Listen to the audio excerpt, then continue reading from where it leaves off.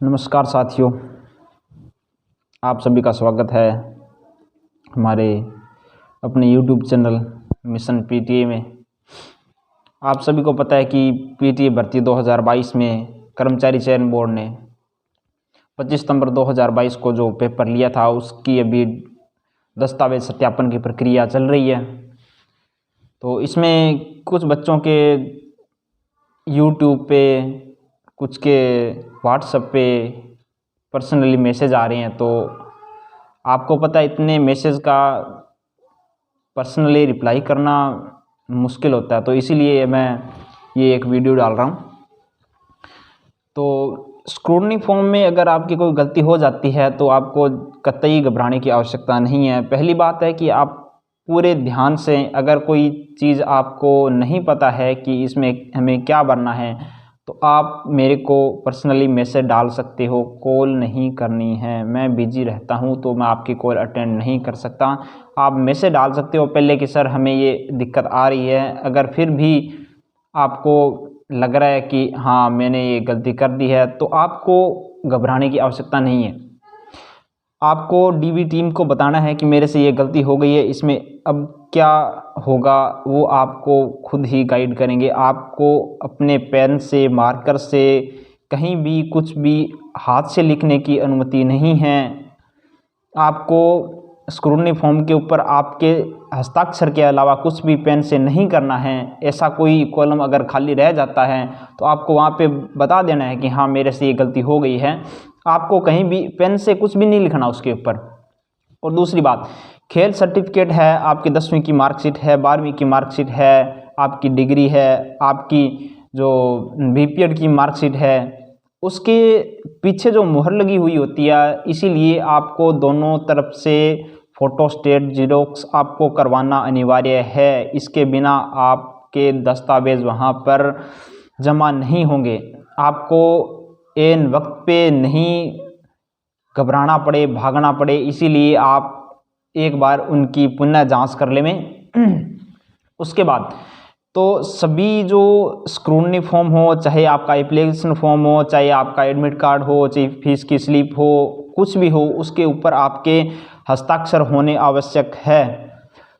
तो उसके बाद क्या है कि कुछ बच्चे बोल रहे हैं कि हमारे स्क्रूटनी फॉर्म है उसकी जो फीस है वो सबमिट नहीं हो रही है, उसमें बार बार नल आ रहे हैं। तो आपको कर्मचारी चयन बोर्ड के नाम से आपको पोस्टल ऑर्डर ले लेना है। 100 रुपये का पोस्टल ऑर्डर आपको एक ही लेना है। उसके बाद आपको उसकी एक फ़ोटो सेट करवा के एक ओरिजिनल जो आप सेट बना रहे हो उसके साथ लगा देना है, और दूसरा उसका फ़ोटो सेट आप दूसरा सेट है उसके साथ आप लगा सकते हो। सेट 3 बना लेना आप, 2 वहाँ पे जमा हो जाएंगे, एक आपके पास रह जाएगा।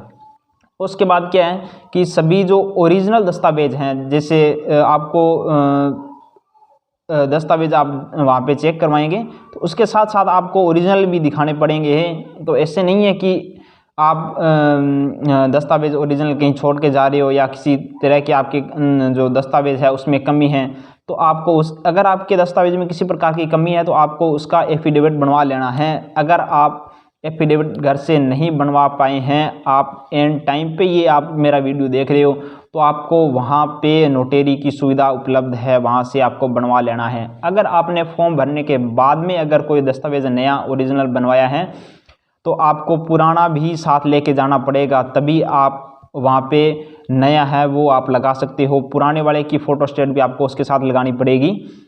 और इसके अलावा क्या है कि सभी जो आपके नए दस्तावेज हैं, जितने भी आपने फॉर्म भरने के बाद में बनवाए हैं, आपको उसके साथ साथ एफिडेविट भी लगाना पड़ेगा, क्योंकि आपने फॉर्म भरा है उसके बाद में उसकी डेट निकल गई, उसके बाद में आप ओरिजिनल दस्तावेज बनवा रहे हो, तो उसका क्या कारण रहा आपको वो जो एफिडेविट है उसके अंदर दर्शाना पड़ेगा।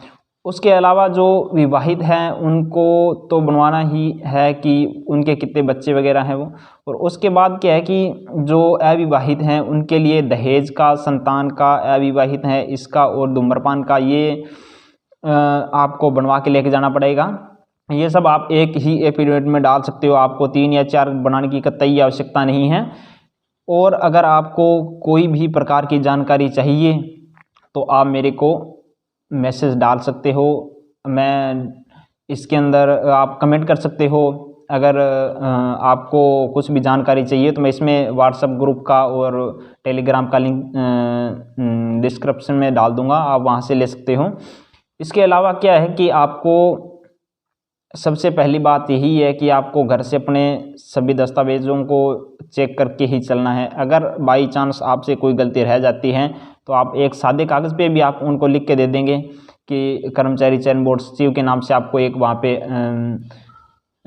लिखना पड़ेगा, एप्लीकेशन लिखना पड़ेगा। और आप उसके अंदर डाल सकते हैं कि मेरा ये दस्तावेज़ रह गया, मैं इतने टाइम के अंदर ये जमा करवा दूंगा।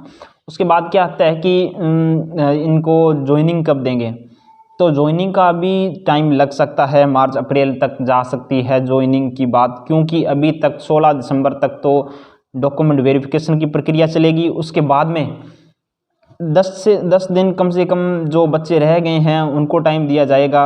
उसके बाद में फाइनल रिजल्ट जारी होगा। फाइनल रिजल्ट आने की जो बात है वो है कि आपको कम से कम 15 से 20 जनवरी तक इंतज़ार करना पड़ सकता है। उसके बाद में ज़िला आपको आवंटन होगा तो उसके अंदर आपको ज़िले भरने पड़ेंगे, तो वो आगे कर्मचारी चयन बोर्ड सब करवा के, और निदेशालय भी अपना टाइम लेगा। निदेशालय भी अपने स्तर पे थोड़ा जांच करेगा, तो उसके बाद वो टाइम लेगा। तो आपको उसके बारे में चिंता करने की अभी आवश्यकता नहीं है, उसके बाद बारे में हम बातचीत करते रहेंगे। तो फिलहाल इतना ही। तो स्क्रूटनी फॉर्म में अगर आपकी कोई गलती हो गई है तो आपको घबराने की आवश्यकता नहीं है। आप उस टाइम जब आप डीवी करवा रहे हैं अपना, तो उस टाइम पे आप क्या है कि डीवी टीम को बता दें कि मेरे से ये गलती हो गई है और इसको मैं कैसे सुधारूं, तो आपको उचित मार्गदर्शन प्रदान करेंगे। आपको इसके बारे में जो गलत जानकारियां हैं उसके हिसाब से आप किसी भी प्रकार से अपने फॉर्म में गलती नहीं करेंगे। और अगर आपका नल आ रहा है तो आपको पोस्ट लोडर ले लेना है, 100 रुपये का एक ही लेना है, दूसरे में फ़ोटोस्टेट लगा देंगे। और आपको कोई भी जानकारी चाहिए तो आप डिस्क्रिप्शन में मैं लिंक डाल रहा हूँ, आप उसमें जाके व्हाट्सएप ग्रुप में आप मेरे को मैसेज डाल सकते हैं। धन्यवाद।